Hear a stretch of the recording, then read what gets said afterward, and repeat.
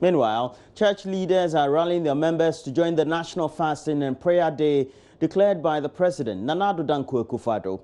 This will be the third time Ghana is organizing a religious event after recording the first case of the coronavirus.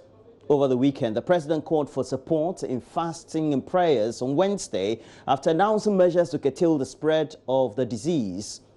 Nana Ujima has been gauging the mood of church leaders as they broadcast their messages all via social media and some through the mainstream media.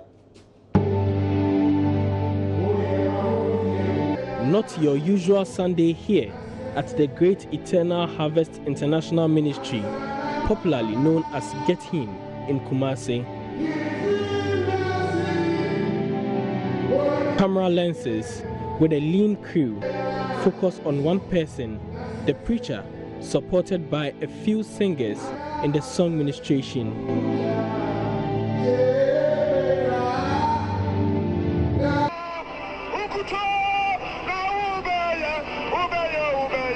In Nanao's sitting room, he sits with a friend, Kwaku Owusu, to watch proceeding and listen to the message on their mobile phones. They pray along with those in the chapel with emphasis on allaying fears of the Christian community, especially as the COVID-19 confirmed cases rise. My church, for instance, we do the normal church, but we also broadcast it live on Facebook for us to watch. Yeah, sometimes I miss church, I watch it here, but I miss the family. That's that. I miss the family at church. That's what other than I miss there.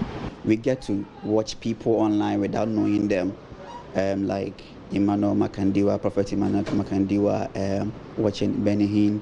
And if a church in Ghana here doesn't invite him here, I won't get the chance to meet Pastor Benny Hinn.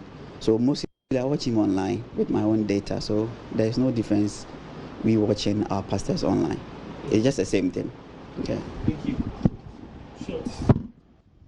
Professor Dr. Asafweje Anane Frimpong, who leads the church, is also a medical doctor. While advising the public to observe prevention and protection protocols, he believes churches must step in to stem the tide of the pandemic. In fact, we have already told our members when this disease started and even when it was not in Ghana that they have to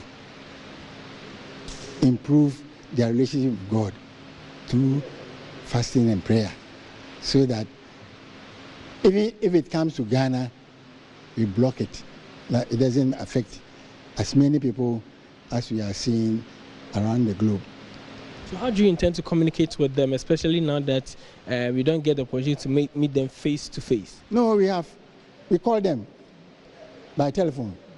And then this program that we did, most of them are watching on the internet.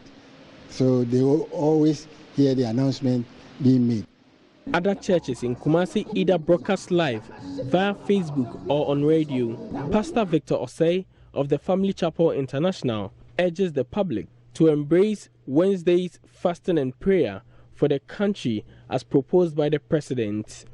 And if everybody will join hands, I believe that danger would be averted if my people who are called by my name, that's what the Bible says, would humble themselves and pray, turn from their wicked ways. And then God says, I will arise and heal the land. I believe strongly that the plague shall not come nigh our dwelling place, and that God will cover this nation. And as suddenly as the plague entered, suddenly it would leave. The streets of Kumasi are busy, especially after 1 p.m. when churches have closed. The streets are virtually empty. Almost everybody in self-quarantine. For JoyNews, Nana Ujima reporting.